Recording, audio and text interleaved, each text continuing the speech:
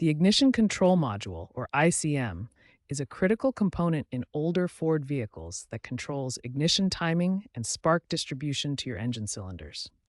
The ICM serves as the brain of your ignition system. It controls when each spark plug fires, distributes electrical signals to the correct cylinders, and works closely with sensors like the crankshaft position sensor. Standalone ICMs are primarily found in Ford vehicles from the 1990s through 2010s, including popular models like the F-150, Mustang, Crown Victoria, and Explorer. Modern Ford vehicles from 2020 onward typically have integrated electronic ignition control built into the powertrain control module. Several symptoms can indicate ICM problems. You might experience engine misfiring, rough idle, no start conditions, intermittent stalling, poor fuel economy, or see the check engine light. These issues often occur because the ICM isn't properly controlling ignition timing.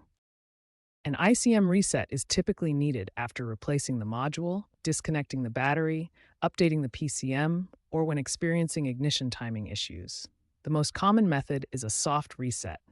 Disconnect the negative battery terminal for 15 to 30 minutes, reconnect it, let the engine idle for 10 to 15 minutes, then drive the vehicle through various RPM ranges to complete the relearn process. Understanding your Ford's ICM system helps you identify problems early and perform basic resets when needed.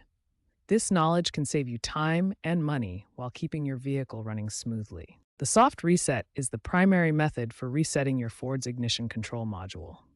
This procedure resolves most ICM-related issues without requiring part replacement. Step 1. Ensure your engine is completely cool. Wait at least 30 minutes after driving before beginning the reset procedure. This prevents injury and ensures accurate results. Step 2. Disconnect the battery terminals in the correct order. Always disconnect the negative terminal first, then the positive terminal. This prevents electrical shorts and ensures safety. Step 3. Wait 20 to 30 minutes. This waiting period allows all capacitors in the system to fully discharge, ensuring the ICM completely resets its stored parameters. Step 4. Reconnect the battery terminals in reverse order. Connect the positive terminal first, then the negative terminal.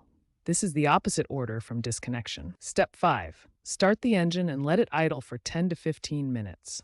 This allows the ICM to begin relearning its operating parameters and stabilize the ignition timing. Step 6. Drive the vehicle for 20 to 30 miles at various speeds. Include both city and highway driving to complete the relearn process. The ICM needs this varied driving to fully calibrate.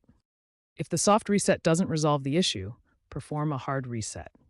This more intensive procedure involves removing the ICM fuse and extending the battery disconnect time. First, locate the ICM fuse in your engine compartment fuse box.